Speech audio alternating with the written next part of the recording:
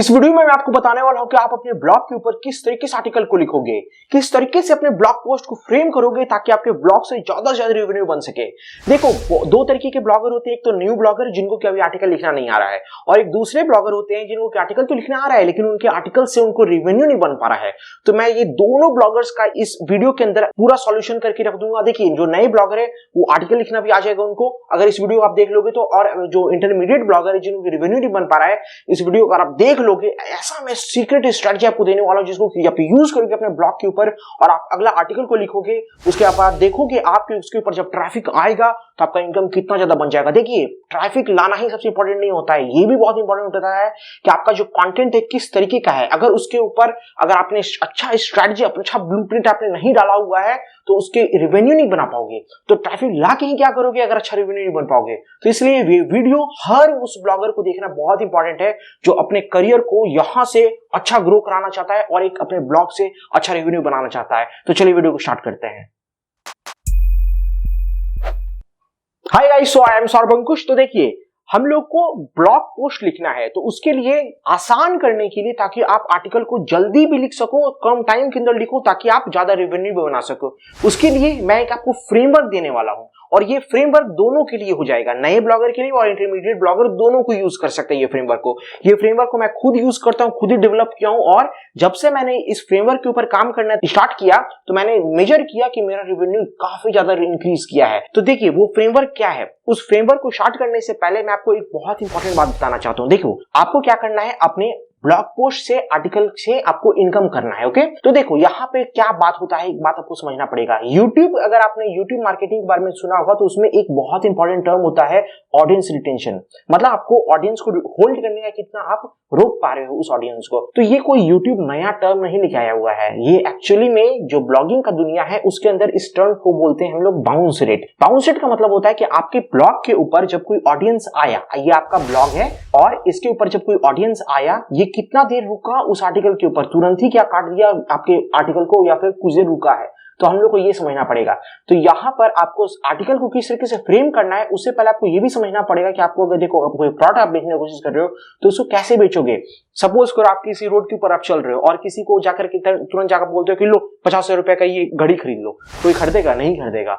तो आपको क्या करना पड़ेगा, उससे बातचीत आप पहले करोगे, उसको कन्विंस करोगे। वॉच जो आप बेचने की कोशिश करो, जो घड़ी बेचने की कोशिश करो, उसका क्या बेनिफिट है, क्यों उसको खरीदना चाहिए, सब कुछ उसको बताओगे।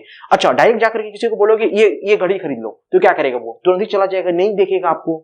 तो उसी तरीके से ब्लॉग पोस्ट में वही चीज होता है। अगर आप आर्टिकल में सबसे पहले ही लिख करके रख दियो कि ये लो लिंक और इसको खरीद लो, कोई नहीं खरीदने वाला है उस प्रोडक्ट को। तो आपको सबसे पहले उस जो ऑडियंस आपके ब्लॉग पे जो आर्टिकल के ऊपर आया हुआ है उसको आपको होल्ड करना पड़ेगा। होल्ड कैसे करोगे आप? होल्ड करते हो आप अपने वर्ड्स से, मतलब जो आर्टिकल का टोन होना चाहिए सबसे पहले। आर्टिकल को जब भी फ्रेम करो, एक बात हमेशा याद रखो, आर्टिकल का जो टोनैलिटी, देखो मैं आर्टिकल जब भी लिखता हूं अपनी, या फिर अगर मैं किसी को दूसरे को भी देता हूं लिखने के लिए, तो सबसे पहले उसको समझाता हूं मैं कि आर्टिकल का जो टोन होता है राइटिंग का, वो बहुत ही फ्रेंडली होना चाहिए। ऐसा वर्ड में लिखो ताकि वो जो पढ़ने वाला है उसको ऐसा लगे कि मैं कोई आर्टिकल नहीं पढ़ रहा हूं, ऐसा लगे कि कोई उससे बात कर रहा है आर्टिकल की फॉर्म में। तो उसी तरीके से आपको वो टोन ही आपको वैसा रखना पड़ेगा। जैसे अभी मैं आपसे जैसे बात कर रहा हूं, जैसे आप किसी फ्रेंड से बात करते हो, बिल्कुल उसी टोन में आप लिखो। प्रोफेशनल जो लैंग्वेज होता है उस तरीके से मत लिखो। दूसरा, अब हम लोग आ जाएंगे इसमें फ्रेमवर्क में। देखिए, हम लोग को एड से रेवेन्यू तो कमाना है, साथ में हम लोग को एफिलिएट मार्केटिंग भी करना है, या फिर हम लोगों को कोई प्रोडक्ट बेचना है। ओके, एफिलिएट मार्केटिंग अमेज़न वगैरह से कर सकते हो। प्रोडक्ट अगर आप खुद बनाते हो तो आप कर सकते हो, जैसे मैं खुद बनाता हूं अपना। तो हम लोग को ये देखना पड़ेगा कि हम लोग क्या करना है, एड से भी इनकम करना है और दूसरा एफिलिएट मार्केटिंग और प्रोडक्ट से कमाना है। तो इस तरीके से हम लोग को आप सोचना पड़ेगा कि आप आर्टिकल को किस तरीके से फ्रेम करिए। तो देखिए, एड में तो कोई प्रॉब्लम नहीं, एड तो नॉर्मली जैसे लगता है वैसे ही लग जाएगा। अब यहाँ पर हम लोग को देखना पड़ेगा, कोई प्रोडक्ट लगा रहे हो तो उसे कैसे इंटीग्रेट करोगे, किस तरीके से आर्टिकल को फ्रेम करोगे। अब आप समझो, सबसे पहले तो आपको एक टाइटल अपना जेन्युइन सा बात है, कोई आर्टिकल है तो सबसे पहले तो उसका आप टाइटल को अच्छा से चूज करो। टाइटल छोटा ही होना चाहिए, ज्यादा लंबा टाइटल मत रखने की कोशिश करो। उसके बाद जब टाइटल हो गया तो सबसे इंपॉर्टेंट होता है सबसे पहला इंट्रो पार्ट। सबसे पहले तो आप इंट्रो बताओ। इंट्रो में आप क्या बताओगे? इंट्रो में आप बताओगे व्हाट। कुछ क्वेश्चन है मेरे, उसका आपको जवाब देना पड़ेगा। व्हाट सबसे पहले जब कोई आपके आर्टिकल को खोले, ओपन करे, तो सबसे पहला जो पैराग्राफ होता है उसके अंदर आपको ये बताना है कि उस आर्टिकल के अंदर आप क्या बताने वाले हो। इंट्रो पार्ट में उसको बता दो, ताकि जैसे एक सपोज करो कि आप किसी दुकान में गए और वो दुकान वाला एंट्री करते वक्त आपको बताया कि इस दुकान के अंदर आपको मिठाई मिल जाएगा, ये सब मिल जाएगा, तो आप उसके बाद अंदर आओगे तो मतलब आपका जो पर्पस है अब कि हमको मिठाई खरीदना है, इस तरीके से आप यहाँ पर उसको समझा चुके हो कि आपको यहाँ पे क्या मिलने वाला है। तो उसी तरीके से आर्टिकल में भी आपको ये समझाना पड़ेगा कि इस आर्टिकल के अंदर आपको क्या मिलेगा। अब इसके बाद अगर उसको काटना होगा और बाउंस करना होगा तो वही बाउंस कर जाएगा, लेकिन बहुत ज्यादा चांस है कि अब आप जब इंट्रोडक्शन में ही बता दिए कि क्या मिलने वाला है तो बहुत लोग उसके बाद फिर पढ़ने लग जाते हैं। अच्छा, इंट्रो में आपको क्या बताना पड़ेगा, व्हाट का आपको आंसर करना पड़ेगा। दूसरा, आपको बेनिफिट्स बताना पड़ेगा। देखो, सबसे पहले तो हम लोग बता दिए कि इस आर्टिकल में आपको क्या मिलेगा। दूसरा, देखो उसका क्या, जो ऑडियंस आता है आपका आर्टिकल के ऊपर वो जान लेगा जब कि हाँ हमको इस आर्टिकल में ये मिलेगा, तो उसके बाद उसके माइंड में क्वेश्चन रहता है कि आखिर क्यों पढ़ूं मैं, फिर मुझे क्या मतलब है। तो आपको ये बताना पड़ेगा कि उससे आपको क्या बेनिफिट है। ओके, और उसके बाद जब इंट्रो पार्ट खत्म हो गया तो इसके बाद आप स्टार्ट करोगे कोर पार्ट। कोर पार्ट मतलब जो आपका आर्टिकल है, आर्टिकल जिसके ऊपर बेस है। अगर आप टॉप 10 वगैरह बना रहे हो, उस तरीके का आर्टिकल बना रहे हो तो आप वहां पे पॉइंट्स जो होता है उस तरीके से आप स्टार्ट कर दो पॉइंट्स डालना। एक एक पॉइंट डालोगे। जैसे पॉइंट नंबर 1 में क्या आप जो भी टॉपिक है, जैसे सपोज करो योगा आप बता रहे हो, 10 योगा फॉर वेट लॉस, तो ये योगा एक्सरसाइज नंबर 1 है, ये एक्सरसाइज नंबर 2 है। और एक एक पॉइंट के अंदर आप क्या लिखोगे उसमें भी आप बताओगे कि ये क्या है, व्हाट का आंसर करोगे एक एक पॉइंट का, और उसका प्रोज एंड कॉन्स लिखो। प्रोज एंड कॉन्स क्या हो गया, मतलब वही उसका बेनिफिट क्या है और उसमें खराबी क्या है, डिमेरिट क्या है, पॉजिटिव, एडवांटेज और डिसएडवांटेज। इस तरीके से हर पॉइंट में यही 3 चीज को आप आंसर करते चले जाओ कि वो क्या है। सबसे पहले तो वो पॉइंट के बारे में, उसमें प्रोज क्या है, उसमें कॉन्स क्या है। ज्यादातर यही होगा आर्टिकल में।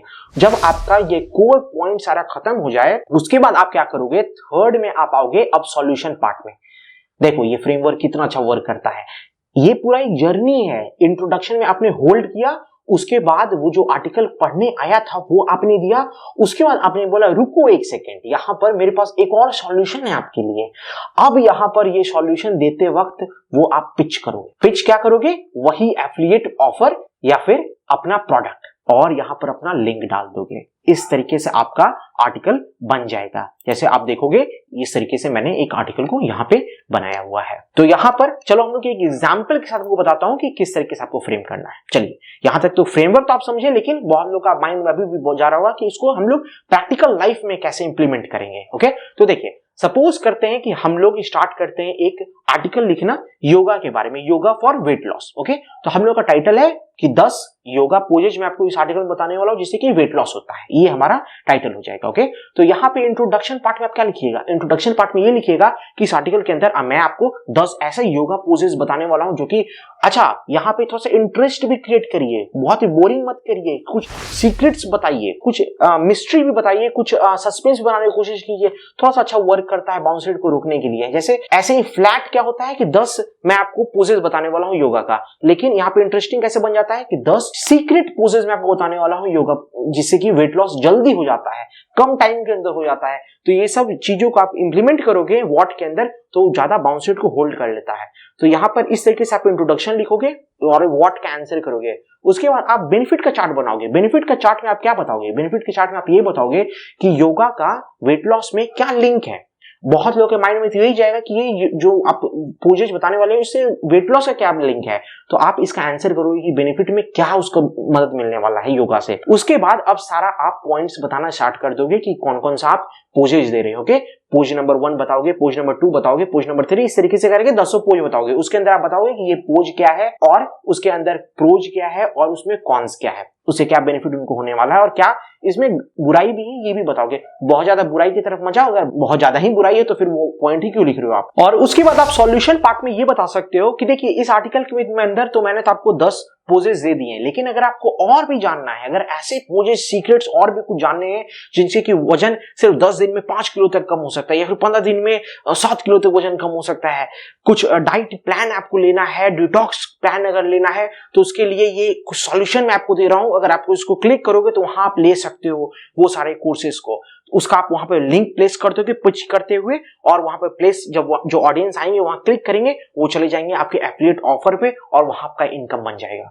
तो कुछ इस तरीके से आपको आर्टिकल को अपने फ्रेम करना है ताकि आपको ज्यादा रेवेन्यू बन सके। अच्छा, यहाँ पर क्या बात है, देखो यहाँ पर हम लोग क्या कर रहे हैं, एक ऑडियंस को उसको पूरा एक जर्नी फेज में लेके जा रहे हैं जहां पर उसको कन्विंस कर रहे हैं इस आर्टिकल को पहले पढ़ो, और जब उन लोगों ने इन कोर हम लोग के पॉइंट्स को पढ़ा तो उन लोगों को हम लोग से कनेक्शन हो जाएगा, और जब कनेक्शन बिल्ड हो गया उसके बाद हम लोग सॉल्यूशन को हम लोग उसको देने की कोशिश करेंगे, जहां पर हम लोग का इनकम सेल में कन्वर्ट हो जाएगा। तो कुछ इस तरीके से आपको आर्टिकल को फ्रेम करना है, और इस तरीके का आर्टिकल को फ्रेम करोगे एफिलिएट इनकम तो आपका ज्यादा ज्यादा बन ही जाएगा, और साथ में एड का आरपीएम भी इंक्रीज कर जाता है। यस, आर्टिकल को अगर आप बहुत ही सिस्टमेटिक वे में लिखोगे ना, तो आजकल एड एजेंसीज का जो एआई है, जो सॉफ्टवेयर होता है, वो बहुत अच्छा डिटेक्ट कर जाता है और उस तरीके के आर्टिकल को अवार्ड देता है हाई आरपीएम के रूप में। तो आई होप कि इस तरीके से अगर आप आर्टिकल को फ्रेम करोगे तो आपको ज्यादा रेवेन्यू बन सकेगा। अच्छा, ये सीक्रेट कैसा लगा आप लोगों को? अगर पसंद आया होगा तो कमेंट में मुझे बताओ कि कैसा लगा आज का video. Thanks for watching this video. Saurabh Ankush signing off. Channel को सब्सक्राइब करना ना भूलें। मैं हर वीक YouTube ब्लॉगिंग और ऑनलाइन इनकम से रिलेटेड वीडियोस को शेयर करता हूं। अगर आप चैनल को सब्सक्राइब करेंगे तो मेरे न्यू वीडियोस की नोटिफिकेशंस आपको मिलते रहेंगे।